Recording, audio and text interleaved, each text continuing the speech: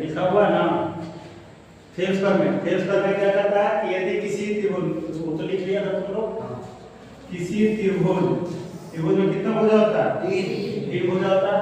तो किसी त्रिभुज के तीन भुजाओं में क्या करता है? किसी भुजा के समानांतर, तीन भुजा में कोई एक भुजा के समानांतर अन्य दो भुजा पर क्या करे?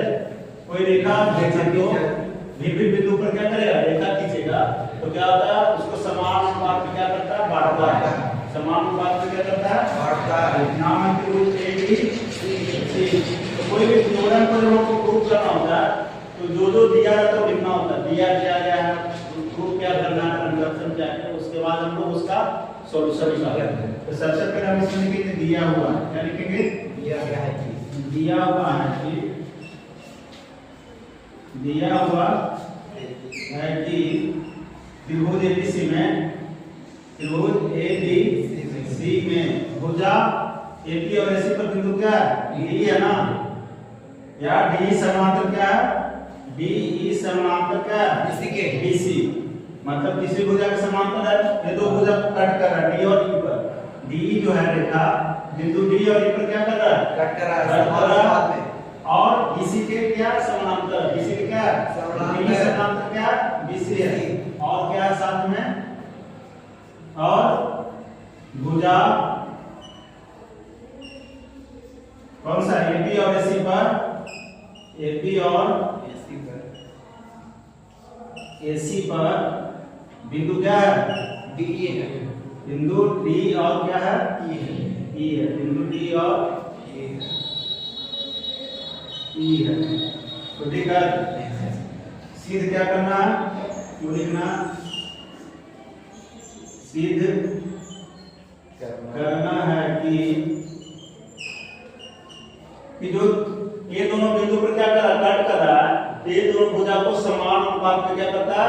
विभाजित करता है। तो यानी AD बटा DB, AD बटा DB बराबर AE बटा AC, AE बटा EC, AE बटा EC। तो ठीक है, अब कितना हो गया? इसमें हम क्या करेंगे? रचना करेंगे। क्या करेंगे? रचना करेंगे। बनावट बोलेंगे या रचना इसको बोल सकते हैं। रचना में हम क्या करेंगे कि भुजा क्या AB है ना, भुजा AB पर लेके एक लंब खींचेंगे। क्या करेंगे? लंब कितना डिग्री का कोण बनाता है? 90 डिग्री का। क्या खींचिए? लंब। इधर से भी एक लंब खींचेंगे, समझे? इसका नाम दे दीजिए M और इसका नाम दे दीजिए क्या? N। मतलब लंब जो है यानी पूरा भुजा कोण है। लंब क्या होता है? जहां पे 90 डिग्री का क्या होता है? कोण बनता है। यहाँ भी 90 डिग्री का कोण बन रहा है और यहाँ भी 90 डिग्री का क्या होता है? कोण बन रहा है। ठीक है, और साथ में इसको D को E से मिलाया और D को C से मिलाया, डॉट से हो गया। ठीक है, तो ठीक है। अब इसमें रचना जो की लिख दीजिए। क्या रचना की है कि DM लंब किस पे? AC पे है ना, DM लंब AC, DM लंब AC तथा इधर से क्या? EM लंब किस पे? AB पर। EM लंब AB है क्या? AB खींचा। क्या किया? खींचा। और क्या किया हम किए? हम D को E से और D को C से मिलाया और बिंदु B को E से तथा D को C से तथा D को C से मिलाया। क्लियर है? यहाँ तक कोई दिक्कत? अब हम इसमें चलेंगे पूरा वाला देखिएगा, त्रिभुज देखिएगा। यहाँ पे अगर एक साइड से चलना है, तीन साइड का पूरा उठाएंगे। अगर इस साइड से चलना है तो इसको देखो, त्रिभुज बना, त्रिभुज ADE, त्रिभुज ADE। प्रमाण में चलिए, प्रमाण में चलिएगा तो प्रमाण में क्या लिखेगा कि त्रिभुज कौन सा?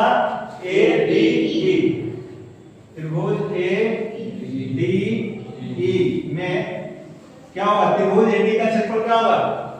1/2 गुना आधार गुना उंचाई। त्रिभुज का क्षेत्रफल क्या होता है? 1/2 आधार गुना उंचाई। लिखिएगा त्रिभुज एडीई का क्षेत्रफल बराबर क्या लिखेंगे? 1/2। तो एडीई ले रहा है, इधर से आधार इसका क्या वही ना वही, और ऊंचाई इसका क्या वही है, हां आधार एडी ऊंचाई क्या होगा? ये ना होगा। तो एडी गुना क्या लिखेगा? en। इसको समीकरण क्या मान लीजिए? तो ठीक है। उसी तरह से फिर देखिए वो त्रिभुज कौन सा बनेगा? BDE। जो ये वाला त्रिभुज बन रहा है ना, ऐसे देखिएगा ऐसे, ऐसे त्रिभुज बन रहा है ना, देखा? तो क्या हो गया? BDE। कौन में चलेगा? फिर से त्रिभुज BDE में एक चीज हम समझाते हैं 9 क्लास में पढ़े होंगे। मान लीजिए कि त्रिभुज है ऐसे, थोड़ा सा समझना है, ठीक है? तब वहां काम करेंगे। इसमें अगर लंब खींचना होगा इसका परपेंडिकुलर, ये तो 90 डिग्री का कोण नहीं बना रहा, परपेंडिकुलर है, या तो आप यहां पर 90 बना सकते हैं, या तो त्रिभुज के बाहर में परपेंडिकुलर खींचा सकता है। कैसे? हम अगर इसको डॉट डॉट से आगे बढ़ाएं कैसे? ये वाला ऊपर से ले लेते हैं, यहां भी 90 डिग्री का कोण बनेगा। तो ये भी लंब हो सकता है, और ये भी जरूरी नहीं है कि त्रिभुज के अंदर में लंब हो। त्रिभुज का जो परपेंडिकुलर है जरूरी नहीं है कि त्रिभुज के अंदर में हो, त्रिभुज के बाहर भी पॉसिबल है। तो ऐसे देखिए ये वाला त्रिभुज के लिए इसका लंब बाहर में जा रहा है, जा रहा है नहीं जा रहा है? अगर इसका आपको क्षेत्रफल लिखना होगा तो आधार इसको लेंगे, जब इसको आधार लेते हैं तो इसका ऊंचाई हो जाएगा। अगर इसको आधार लेते हैं तो इसका ऊंचाई कौन हो जाएगा? पर यहाँ पे हम रचना में ऊंचाई कौन लिए? ये वाला लिए, कौन सा लिए? ये। इसलिए मेरा बाहर वाला ही लंब है जो ऊंचाई का काम करेगा, बाहर वाला लंब क्या करेगा? ऊंचाई का काम करेगा। समझ में आ रहा है? कोई दिक्कत नहीं। अब देखिएगा इसमें भी क्या होगा? इसमें आप देखेंगे त्रिभुज BDE का क्षेत्रफल, BDE का क्या लिखेगा? क्षेत्रफल। इसका भी क्या होगा? 1/2 गुना आधार, इसका आधार क्या होगा? BDE, ऊंचाई तो ये होगा, ये तो ठीक है। 1/2 गुना BD गुना ये, BD कही या DB कही उससे कोई दिक्कत नहीं, गुना ये। इक्वेशन क्या हो गया? आइए दो इक्वेशन से सॉल्यूशन निकालने क्या करें? देखिएगा दोनों का एरिया हम लेके चलते, दोनों को भागा देते हैं, तो ये CN कर जाएगा, 1/2 से 2 खत्म हो जाएगा, तो AD/BD आ जाएगा। आधा वाला पार्ट को करना है, ये काम कर लेते हैं आधा का, फिर दूसरे साइड का काम करेंगे। कोई दिक्कत यहाँ पे कोई दिक्कत ना है? आप देखिए समीकरण फर्स्ट भागा सेकंड से, जब हम फर्स्ट भागा सेकंड कर रहे हैं तो इधर क्या होगा? एरिया ऑफ शॉर्ट में लिखते हैं, एरिया ऑफ ट्रायंगल ADE बटा एरिया ऑफ ट्रायंगल BDE बराबर इसमें क्या? 1/2 गुना AD गुना EN बटा 1/2 गुना DB है और गुना EN CN कैंसिल, 1/2 से 1/2 कैंसिल, इसलिए हम कह सकते हैं एरिया ऑफ ट्रायंगल ADE बटा एरिया ऑफ ट्रायंगल DDE बराबर क्या? AD बटा DB। आधा सॉल्यूशन तो हो गया। हम इधर से इतना ले रहे हैं तो सेम काम इधर से चलेगा ना। ये वाला ट्रायंगल फिर से बड़ा वाला ट्रायंगल में अगर इसको डालें तो किसका ऊंचाई ये वाला हो जाएगा, फिर ये वाला त्रिभुज में चलेंगे तो ये धार होगा ऊंचाई हो जाएगा, सेम कट के क्या आ जाएगा? मतलब एक चीज खाली समझना, अगर ये इतना स्टेप समझ गए उस सॉल्यूशन का है इसका। आधा जैसे बनेगा आधा सेम करना पड़ेगा, उसके बाद एक ई वाला मिल गया, एक और मिलेगा, दोनों में क्या देखेंगे? ऊपर वाला एरिया दोनों में, ये वाला त्रिभुज का एरिया ऊपर में यहां भी मिलेगा और दूसरा वाला भी मिलेगा, सेम टू सेम मिल रहा है, तो ऊपर से ऊपर ऐसे खत्म हो जाए, बच जाएगा नीचे वाला। तो नीचे वाला क्या देखिएगा? ये दोनों समांतर रेखा समान आधार पर, ई वाला भी त्रिभुज है, ई वाला भी त्रिभुज है, ना कि थ्योरम पढ़े कि समान आधार और समांतर रेखाओं के बीच स्थित त्रिभुज का क्षेत्रफल क्या होते हैं? बराबर होते हैं। दो समांतर रेखा के बीच में बने त्रिभुज का अगर आधार क्या हो? समान हो, तो दोनों त्रिभुज का क्षेत्रफल क्या होता है? बराबर। नीचे वाला क्षेत्रफल बराबर, ई बराबर हो जाए। समझ में आ रहा ना? कहां हमको चलना सॉल्यूशन में, आगे बढ़े।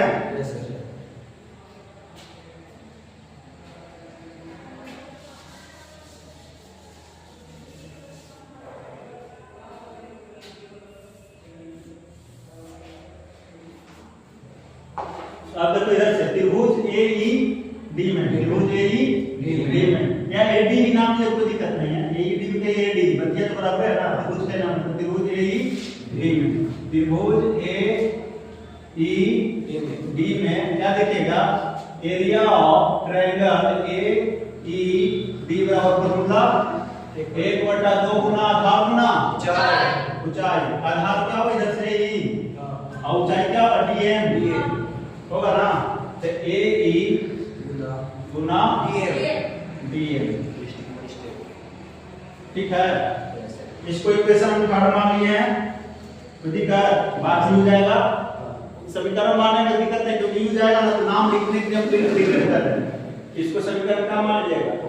चल पहला दूसरा समझना है किस इक्वेशन, चौथा पांचवा से कैसे करना इक्वेशन है, छठा, अब फिर से तीसरा और छठा में क्या कर लेंगे, तुलना कर देगा, सॉल्यूशन हो जाएगा। फिर देखिएगा एरिया त्रिभुज ए, आप किसमें चलिएगा, त्रिभुज ए वाला में चलिए, कौन सा ये वाला, ये वाला कौन वाला, बी इसी में ए वाला, ठीक है नहीं सर, पता चला ना, त्रिभुज DEC में, त्रिभुज DEC में क्या देख रहे हैं कि एरिया ऑफ ट्रायंगल DEC बराबर 1/2 गुना इसका आधार कौन सा आएगा, EC आएगा ना, और ऊंचाई बाहर हो जाएगा ना, तो EC गुना DM, EC गुना DM, EC गुना DM, इक्वेशन क्या मानेगा, 5 मानेगा, दोनों को भाग दे दे, तो समीकरण 4/5 से 4/5 से समझने में कोई दिक्कत नहीं सर, तो भागा दीजिए, एरिया ऑफ ट्रायंगल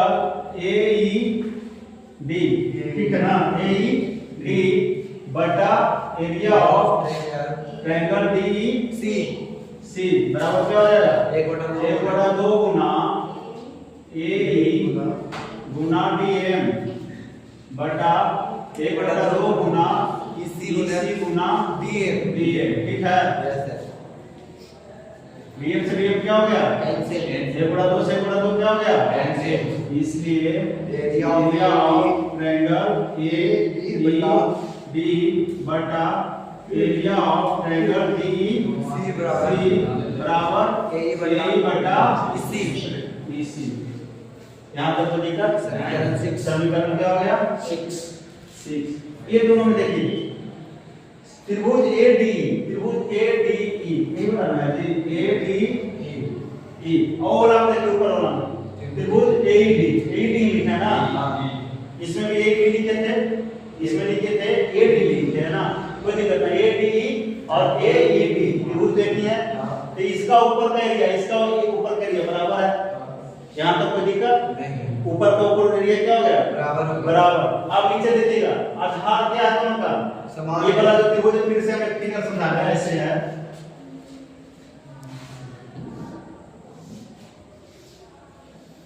यही ना बन रहा है त्रिभुज जैसे, यस सर, जब इधर से बनाया वो यस बन रहा है ना, Yes, sir. ये दोनों समांतर रेखा है, अब दोनों त्रिभुज का ही मिटा दें आधार तो दोनों त्रिभुज बनेगा, दोनों त्रिभुज खत्म हो गया, यानी दोनों का आधार समान हो और दोनों समांतर रेखा एक ही समांतर रेखा के बीच हो तो दोनों त्रिभुज का क्षेत्रफल क्या होता है, समान होता है, समान होता है, क्या होता है, समान होता है। हम लिख दे तो वाला थ्योरी थोड़ा सा लिख के उसके बाद डायरेक्ट करते हैं, ऊपर से ऊपर तो बराबर हो रहा, दोनों को तुलना करते हैं, तो समीकरण 3 और 6 का ऊपर का दोनों का त्रिभुज एरिया बराबर है, हमको नीचे बराबर ला देंगे, तो जब एक साइड का वैल्यू बराबर हो गया तो दूसरे साइड का क्या हो जाएगा, बराबर होगा ना, ठीक है। यहाँ से लिखते हैं, हम जानते हैं कि लाइन में पढ़ना है, ठीक है, थ्योरम है, हम जानते हैं कि एक ही समांतर